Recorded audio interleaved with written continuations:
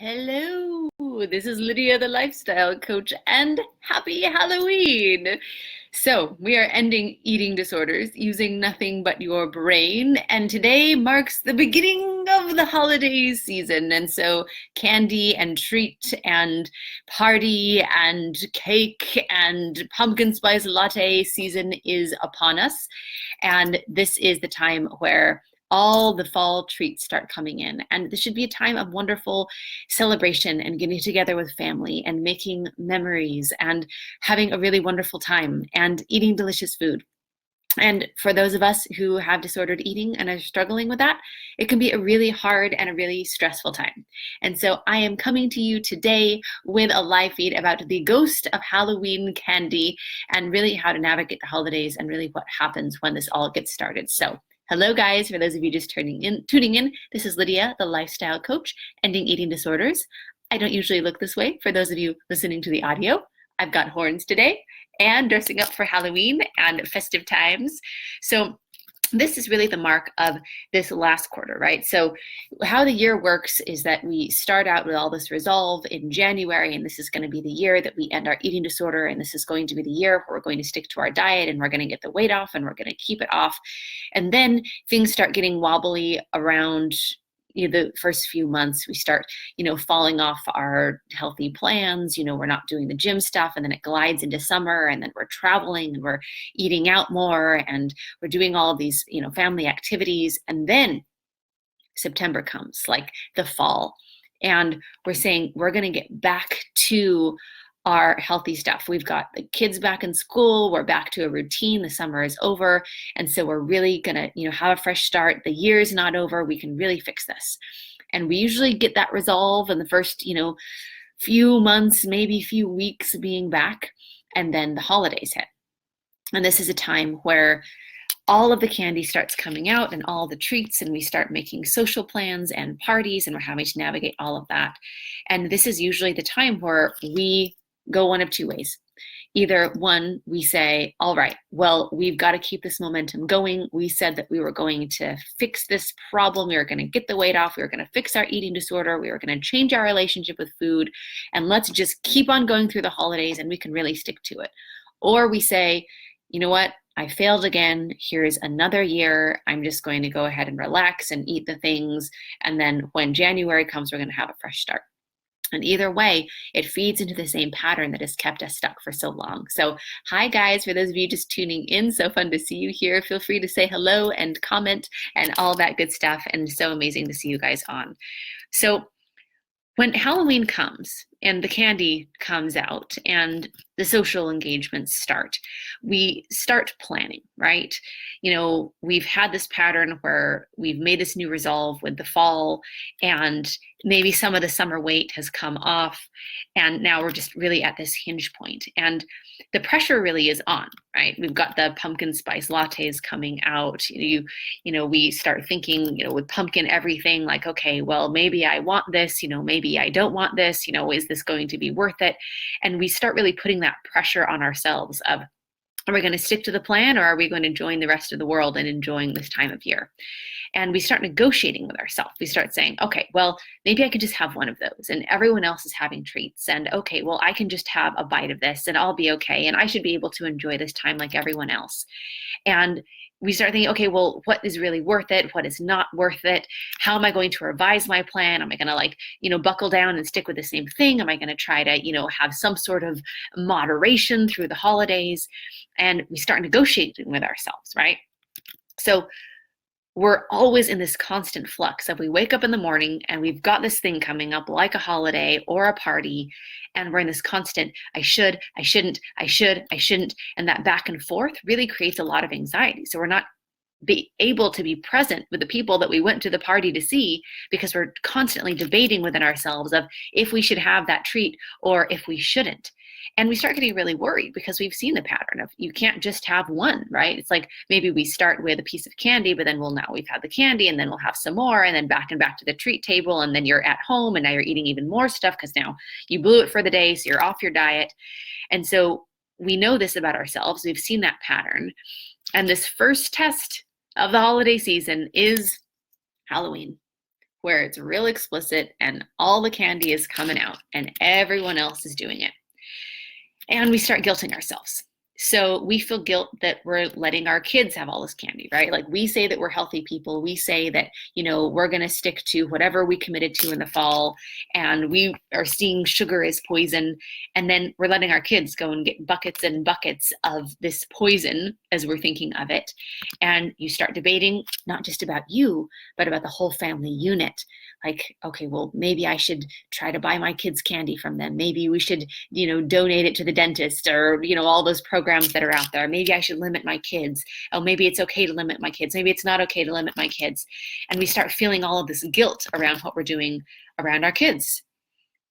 And you start saying to yourself, like, well, this is for them, right? I'm doing the holidays for them, for the kids, for someone else. And you don't really need candy, right? It's like, your new diet is, no sugar at all. That stuff is poison. You don't really even want it anymore, you tell yourself, right? Like, I don't like sugar. I don't like the way that it makes me feel.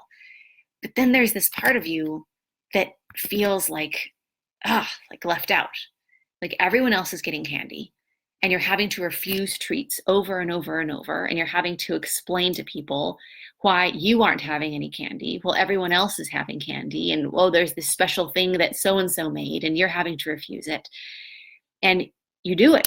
You either go all the way through Halloween, and you don't have one treat, and you miss out on every single thing, or you've already caved. But either way, whether you've caved and you're beating yourself up about it, or if you were good, in quotes, and you got all the way through Halloween without having one treat, the irritation starts to build.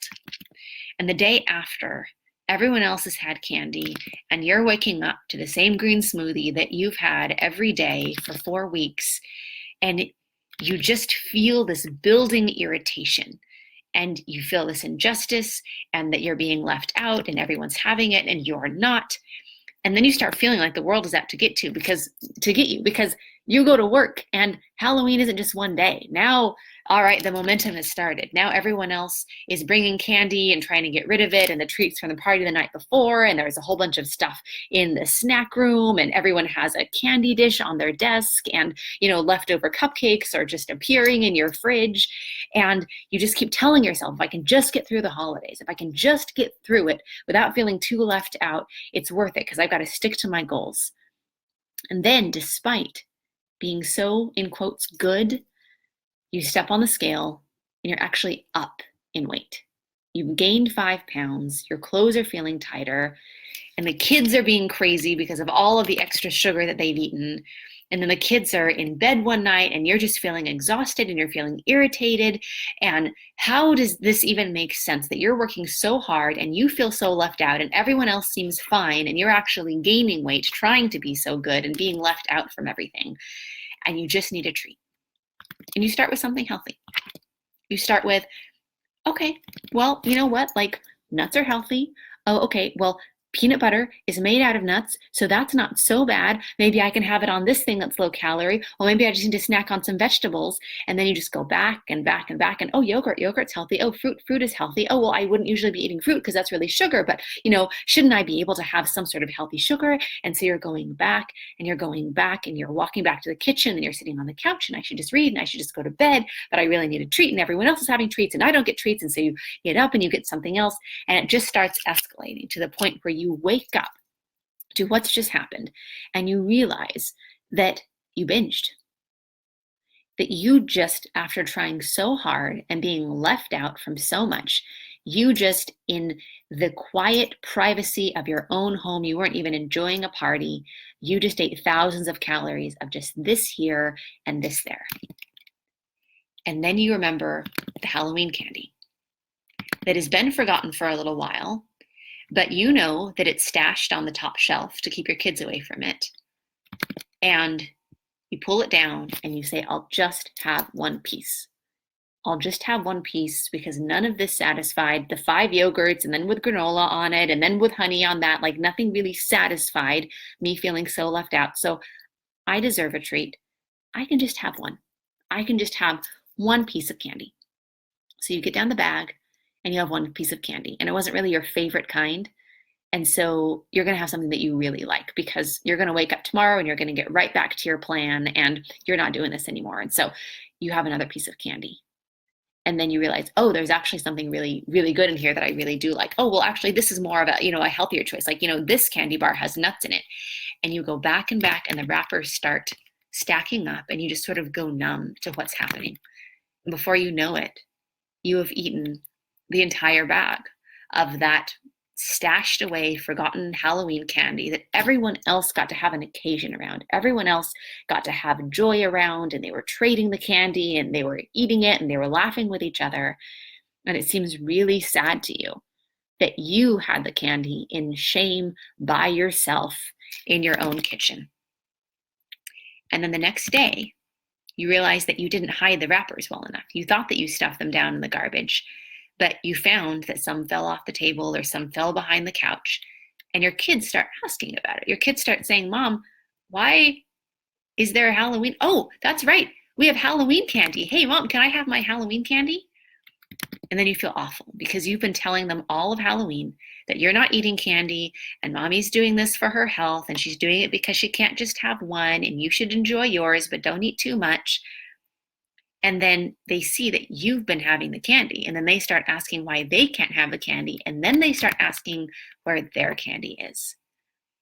And here is the problem, that we spend year after year trying to get through the holidays, trying to white knuckle it through a quarter of the year, just so we can pop out on the other side and feel like we've accomplished something, because the pressure's on. It's the last quarter of the year. You still haven't done what you wanted to do. And now you've got all of this stuff testing you and you just feel really awful. And that is the very problem, is that we're trying to get through the holidays. We're trying to white knuckle it through, instead of using the holidays as the most amazing opportunity. Because in the face of all of these things that you feel like you don't have control anymore, when you know what to do within your own brain and fixing this at a thought level, instead of trying to control your external environment and avoid candy for 3 months or the rest of your life, this is the most amazing time for freedom. But when we just try to numb it out and ignore it and get through the holidays, then we lose that opportunity. And then we feel so much shame coming into the new year that we're trying something even more extreme to really, really get it done. And how long is it going to be? Is it going to be 20 years of your life? Is it going to be 40 years of your life? I mean, we coach women all the time that it has literally been over 50 years of their life that they've been in this same pattern year after year after year. And so many of the women that we work with free over the holidays, because it was the very first year that instead of trying to white knuckle it, they actually used it as the opportunity to fix this problem all the way and to finally do it without being deprived, to not get all of the support and tools to be able to get through the parties and not eat the stuff, but to be able to actually change your brain so that you can have just one of something, or you can have a couple of things and just move on, where you can be at a party and be present, and you can not think of what's on the snack table or what Susan brought to, the spread of candies and, Aunt Mary's special pie. Like, you can enjoy those things, but then not think about them. Well, you're in front of Aunt Nenda, who you really want to spend time with, who you really want to be present with. And it's so amazing to already be celebrating with all of the women getting free together, that they're able to be present. This is the very first year that they tasted and enjoyed food, and that they found out that they weren't a sugar addict. That it wasn't that, oh, well, I'm just a sugar addict and I can't stop once I start, so I have to not start. It's that they were doing the very things that drove up all of those food crazies and those cravings. And once they know how to turn that around, they can go and they can have sugar and it's not poison, and they just move on. Or they decide that they don't want it and they can just move on. But the point is the moving on and being done with this, so you don't have to beat yourself up through the entire holiday season. There have been, you've probably seen the freedom stories at lydiavideo.com. If you guys go to the freedom stories playlist of all of these women who have now graduated and are now free of this and don't have an eating disorder anymore. There are multiple that have mentioned that Halloween was one of the worst binges for them. And it's the added guilt of, you're stealing someone else's food. Like, someone else's candy, someone else's holiday, someone else's joy. Like, we literally take that from other people because we get to this point where we're so incredibly out of control with what's happening. And so really understand that you can be done with this for the rest of your life. This can literally be the last year that you ever struggle. You can go through the holiday season and not feel deprived at all because you were there and you were present and you enjoyed. And now you can trust yourself that you're not a sugar addict. And one woman that I'm thinking about, she had a huge, binge with the Halloween candy of her kids. They found wrappers behind the couch one day. And she actually lied. She actually said, like, oh, that wasn't me. Like, they must have left that, somebody must have left wrappers around. And she just felt such huge, immense shame that was her, that we're very honest people and we're healthy people until it comes to food. And then we lie about it and we hide behind it and we blame it on other people. And so really being able to see her celebrations of not thinking about food, that deprivation is gone, and that she can actually have joy in her kids having a treat and join them and be part of that memory and not have to see her kids grown up and realize that she was never able to enjoy the fun of the food on a holiday without that guilt and without sacrificing her health, that she could stay aligned with that and not do all the unhealthy things that come from being in the cycle that makes it worse and worse. And this is the first holiday season that she was able to not gain weight over the holidays. People usually gain 10 to 15 pounds over the holiday season, trying to avoid everything, trying to lose weight. And then that weight never comes off. And then every single year, they're 10 pounds heavier and 10 pounds heavier. And people wonder, how did I gain 60 pounds? Well, it's simply 6 years of trying to lose weight. And because of that, and what happens with food, then everything just gets worse. And that they're going through the same pattern. It's about breaking the pattern, you guys. It's about ending the pattern of the restriction and then the binging and ending this on a thought level so you can truly be free for the rest of your life.